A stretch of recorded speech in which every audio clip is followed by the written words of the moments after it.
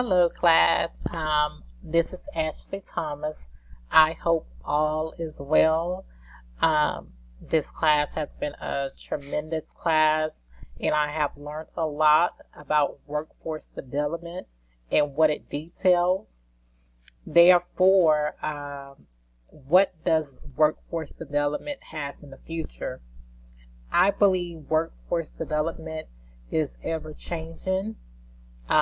Technology is going to stay on the forefront of workforce development. But one trend that I have seen from this year is the ability to log online, complete virtual meetings, have Zoom calls, Zoom birthday parties. I believe virtually is the way to go that many people are going with the use of technology, but this is mainly due to COVID-19. Although this is due to COVID-19, I think this trend is here to stay. It's going to be around for a while. I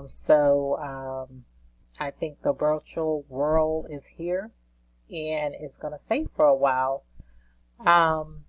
Another trend that I think is a lot of things are going to go automated.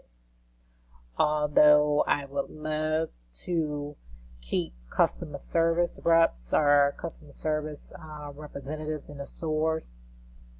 If I go to CVS, Walgreens, I have the ability to check out myself. I'm not really going to a person. So I think we're going to see a lot more changes with not having customer service representatives. So while that saves money for the company, I believe that it's still a need to have those representatives for just to have that friendly customer service. So therefore, workforce development for the future is changing, and it's changing very drastically. So this year, next year, all are going to be different.